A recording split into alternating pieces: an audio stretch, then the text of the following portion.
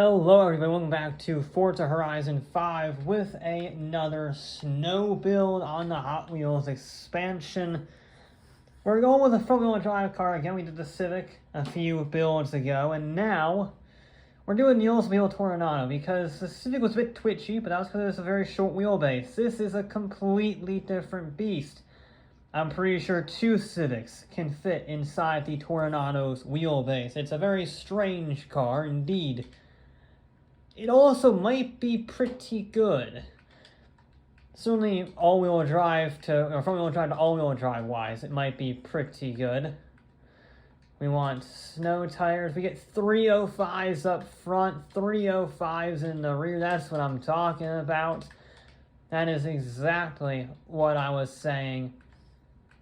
We want the full Forza Aero. If we have a supercharger, we'll throw that on. We want rally suspension. We want all of this. We can save almost half a ton. That's good. We're still going to be very heavy, though. 3,900 pounds. We want the 7-speed. Yes. Now it's time for an engine swap, because the stock engine, while very torquey, isn't going to cut it. So I want the V8, a diesel, the racing V8, the TVR V12, the Viper V10, the monster truck engine. Well, I guess that settles it then. That's the most power you can get, and we're not even at the top of the class. I guess that kind of settles it. Can't really do... So this is basically maxed out now. Yeah, this is maxed out. So we'll just, I guess, put some of these on. Oh, we already have those. We'll just throw some rims on then. I like... Yeah, we'll go with those. Those are fine. Who cares? Just to shave a little more weight out of it. I think... we'll go with this. This actually looks kind of normal. It's the same weight, so we'll go with that. There we go. This is the most powerful vehicle we have ever run. 1,750 horsepower, 1,500 torque. 3,800 pounds. It is also, I think, the heaviest. The SF90 may give it a run for its money. But, yeah, most power, biggest weight, and was once front-wheel drive. It's going to be something. I don't know what, but it's going to be something. Our front-wheel drive turned all-wheel drive muscle car may be 23 PI points down on the Z, but it's going to have to try and beat its 219 dead. And as we've seen, considering that the Fiesta Rallycross car is still on the podium as of recording this part, PI is not the end-all be-all of this circuit. It doesn't mean a huge amount. Same thing with the Miura on the Baja builds in A-Class. That was not at the top of the class, and yet it, demolished everything except the Maserati. Ooh, that's a lot of airtime. Ooh. How did we keep that out of the wall? I don't know. This thing has good grip. Very good grip. It doesn't really like third, though. It doesn't like starting off in third. Most vehicles tend to stick in, third is the lowest gear. I think second is going to have to be this lowest gear. I just don't really think that it works. We just about got it stopped. Okay. Yeah, second's definitely what we want. A little bit skewy on the ice section, but we made it stick. This turn-in is so good for a vehicle this heavy, and it's because of those massive front tires. 305s on the front are outrageous. That is the nice thing about this particular front-wheel drive car, is that, well, it's a muscle car. Muscle cars always get very big drive wheels, like size-wise. And, yeah. And this happens to have front-wheel drive, which means its front wheels are enormous. Ooh. 305s in the rear could be better, but those front tires are so worth it, by comparison. I can manage an oversteery back end. That's not too much of a problem, but an understeery front end, that can really cost you some time. You can use oversteer to your advantage to help keep the front end turning a little more. It's difficult to effectively utilize understeer in the same way you can effectively utilize oversteer. little bit wide on the opening. I think I might want a little lift. Not a full brake, but a lift. Don't roll. Uh-oh.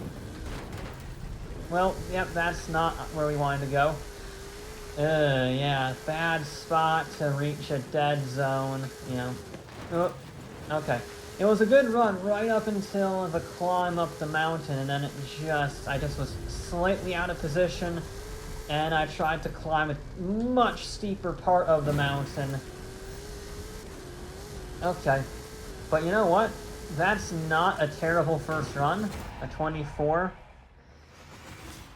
That's not terrible. I think our target will probably end up being the Cadillac because of the size and horsepower similarities. Yeah, it's going to be tricky, but I think we can definitely shave some time off, certainly with that final climb. I'm not saying it's impossible to shave off 3 seconds, 4 seconds. We did it. We did shave off 3.8 seconds with the Nissan, but the Nissan was also a lot lighter than this. And while yes, this has 750, almost 800 more horsepower, horsepower only gets you so far. This is a very technical circuit. So, we'll give it a shot. We'll give it its fair due, its fair attempt. I just don't see this vehicle having much success. I think it's going to be around the 23s is where I'm likely going to get this thing. Not quite as smooth through there. I think I got a little bit of understeer. We want second. Yeah, I want second. Just to help keep us in that twin turbocharged power band from the Funco engine.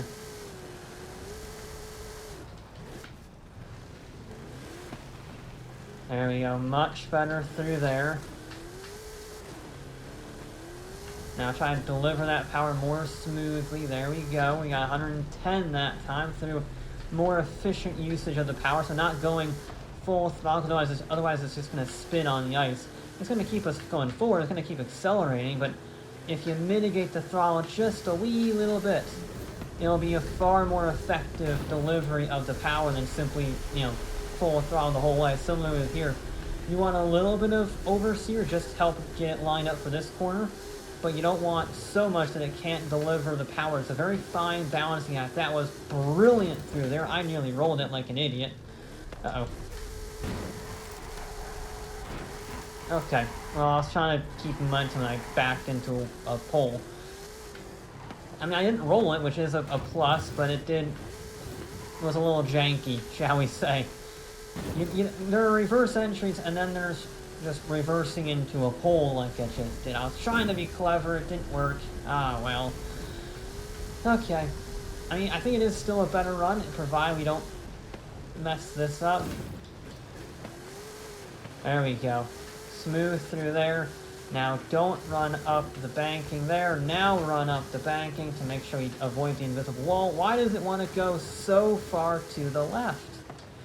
I mean, you want to go left a little bit to avoid that invisible wall on the right-hand side, but it just keeps shooting. It's the second time in a row it just shot off to the left.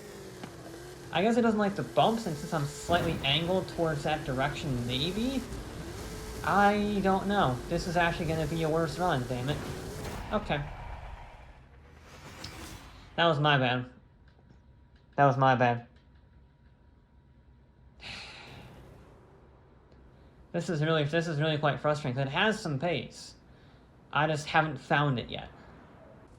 I don't mean to be an alarmist, but we haven't had a clean run, and this is the final run, and right now we are in second to last by a fair margin. It's do or die. It is definitely do or die, because we are out of options, last ditch. Just to try and shave off more time, just try to get a clean run even.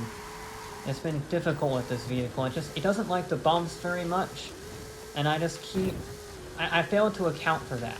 I fail to account for how much it dislikes some of these jumps and bumps. There we go, let's go through there.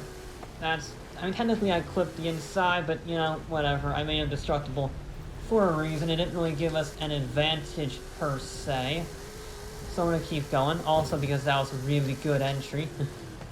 Yeah, we want a 5th gear through there. Because we still made the hairpin. Now smooth on the throttle. There we go. And now we can get right up to the red line. Onto the brakes. Nicely done. It likes 4th gear through this section. It realized that 5th gear is a bit too long, a bit too underpowered. And 3rd just buzzes the limiter the whole time. So 4th is a good middle ground there. Same thing up here. You want to get a little bit of slide. It's probably a little bit too much. Costs us a little bit of momentum, but it's so minimal there. Provided we don't muck up this section, it's all okay. I was a little cautious. I want to get this proper. Yeah, we're good. That was very close to the wall, but we didn't spin out. Now we just need to not bugger up the ascent. That's all we need to do. We only got really 2 more corners left. We got the right hand and then we got the hairpin. This is what I mean. This is what we need. This is a better run. So far, no mistakes. We're actually carrying good speed. Little wide, quite wide actually. I don't know why I was wide there. I mean, I didn't even go as fast. I went 115 and lifted off. Stop going to the left. Stop going to the... Why do you go to the left? Why? Why do you do that? I was even steering right. And it went left.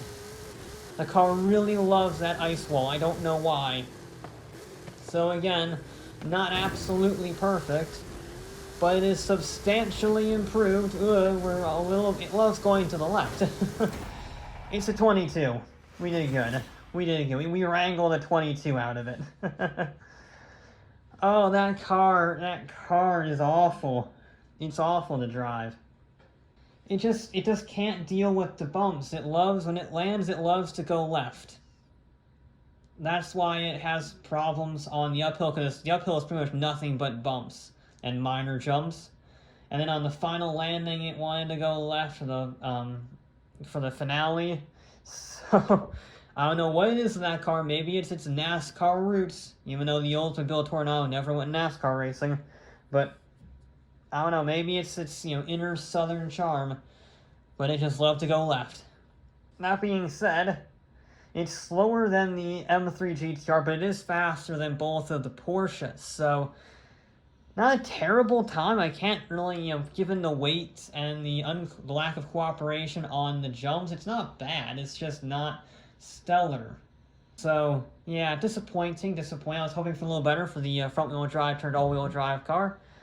But that'll be it for this episode of Forza Horizon 5. I'll be back with more.